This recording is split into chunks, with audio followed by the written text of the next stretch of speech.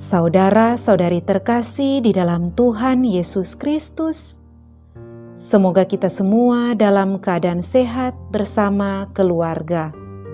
Saat ini marilah kita mendengarkan bacaan kitab suci dan renungan harian Minggu 2 Mei tahun 2021. Bacaan pertama. Bacaan dari Kisah Para Rasul. Setelah dibaptis dalam nama Yesus, Saulus pergi ke Yerusalem.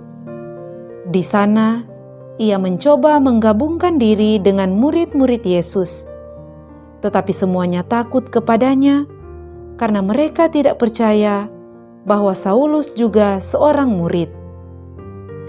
Tetapi Barnabas menerima dia, lalu membawanya kepada rasul-rasul dan menceritakan kepada mereka bagaimana Saulus melihat Tuhan di tengah jalan, dan bahwa Tuhan berbicara dengan dia.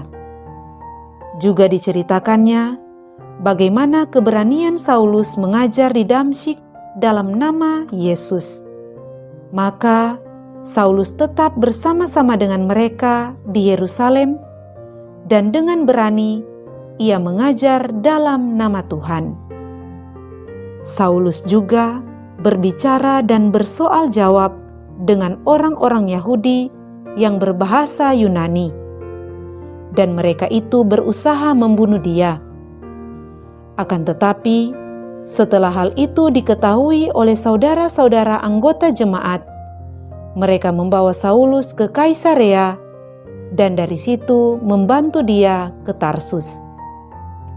Selama beberapa waktu, jemaat di seluruh Yudea, Galilea, dan Samaria berada dalam keadaan damai.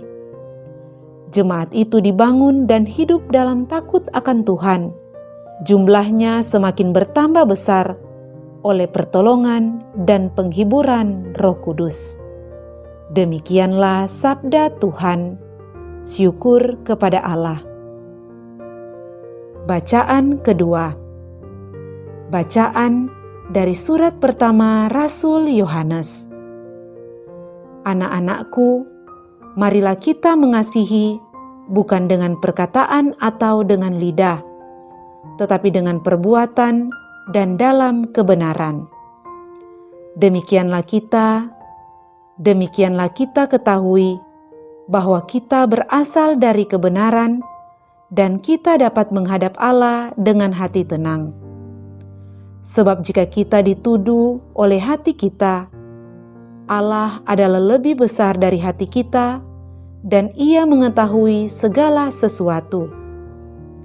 Saudara-saudaraku yang terkasih, jikalau hati kita tidak menuduh kita, maka kita mempunyai keberanian penuh iman untuk mendekati Allah. Dan apa saja yang kita minta dari Allah, kita peroleh daripadanya, karena kita menuruti segala perintah-Nya dan berbuat apa yang berkenan kepadanya. Dan inilah perintah Allah itu, yakni supaya kita percaya akan nama Yesus Kristus Anak-Nya, dan supaya kita saling mengasihi sesuai dengan perintah-Nya yang diberikan Kristus kepada kita. Barang siapa menuruti segala perintah-Nya, ia diam di dalam Allah dan Allah di dalam dia. Dan beginilah kita ketahui bahwa Allah ada di dalam kita, yaitu dalam Roh yang telah Ia karuniakan kepada kita. Demikianlah sabda Tuhan. Syukur kepada Allah. Bacaan Injil. Inilah Injil Yesus Kristus menurut Yohanes. Dimuliakanlah Tuhan. Dalam amanat perpisahannya, Yesus berkata kepada murid-murid-Nya, "Akulah pokok anggur yang benar, dan Bapakulah pengusahanya.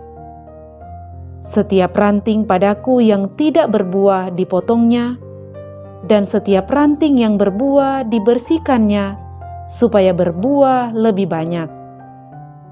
Kamu memang sudah bersih, karena firman yang telah kukatakan kepadamu. Tinggallah di dalam aku dan aku di dalam kamu. Sama seperti ranting tidak dapat berbuah dari dirinya sendiri, kalau ia tidak tinggal pada pokok anggur.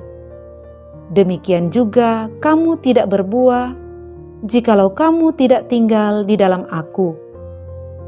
Akulah pokok anggur, dan kamulah ranting-rantingnya.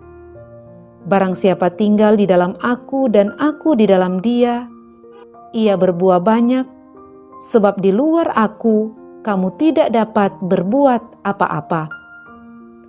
Barang siapa tidak tinggal di dalam aku, ia dibuang keluar seperti ranting yang menjadi kering, kemudian dikumpulkan orang dan dicampakkan ke dalam api lalu dibakar. Jikalau kamu tinggal di dalam aku dan firman-Ku tinggal di dalam kamu, mintalah apa saja yang kamu kehendaki, dan kamu akan menerimanya.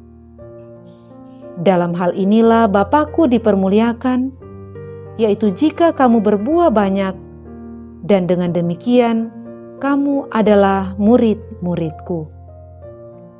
Demikianlah Injil Tuhan. Terpujilah Kristus.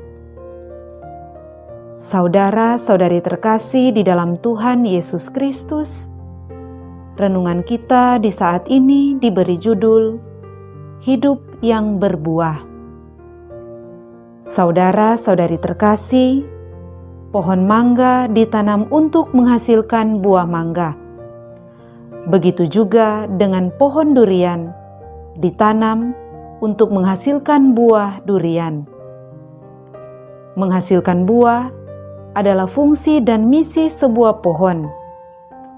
Namun bukan asal berbuah, tetapi menghasilkan buah yang berkualitas.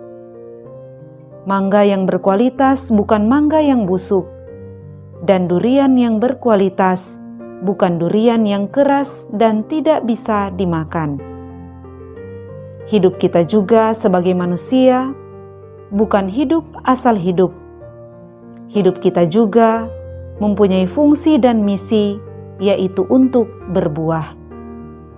Saudara-saudari terkasih, bacaan Injil kita hari ini berbicara tentang pokok anggur yang benar. Tuhan Yesus menyatakan dirinya sebagai pokok anggur. Bapa adalah pengusaha atau pemilik kebun anggur, dan kita sebagai murid-muridnya adalah ranting-ranting. Pada ranting inilah buah akan muncul. Karena itu, ranting semestinya berbuah banyak. Saudara-saudari terkasih, disebutkan dalam bacaan hari ini bahwa ada beberapa tahap supaya kita berbuah banyak. Tahap yang pertama yaitu dibersihkan. Pohon anggur adalah jenis pohon yang memerlukan perawatan rutin, dibersihkan agar berbuah. Hidup kita juga harus dibuka bagi firman agar senantiasa dibersihkan dari segala perbuatan dosa. Tahap yang kedua adalah kita harus tinggal di dalam Dia. Tinggal berarti menetap, bukan suka datang, suka pergi. Itu namanya bukan tinggal, namun singgah. Tinggal di dalam Yesus berarti setia dan bergantung sepenuhnya kepadanya. Karena tanpa Tuhan, kita tidak dapat berbuat apa-apa. Tahap yang ketiga adalah berbuah. Berbuah yang banyak. Jika kita sudah dibersihkan dan tinggal di dalam Dia, maka tahap terakhir yang harus kita lalui adalah menghasilkan buah. Menghasilkan buah yang memuliakan Bapa. Saudara-saudari terkasih, orang Kristen sejati seharusnya menghasilkan buah dan buahnya berkualitas.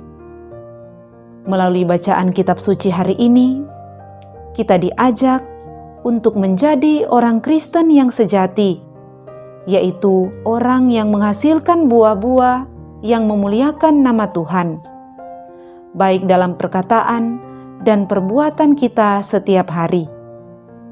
Ada sebuah syair lagu yang berbunyi, "Adapun hidupku bukannya aku lagi, tetapi Kristus yang hidup di dalam aku. Hiduplah di dalam iman kepada Allah. Hiduplah di dalam Kristus, karena jika Kristus hidup di dalam kita, maka kita akan hidup seperti kehendak Kristus, yaitu hidup melakukan kasih-Nya, pengampunannya dan kemurahannya. Hidup yang mengerjakan kebaikan bagi orang lain, dan hidup yang berbuah." Semoga demikian. Amin.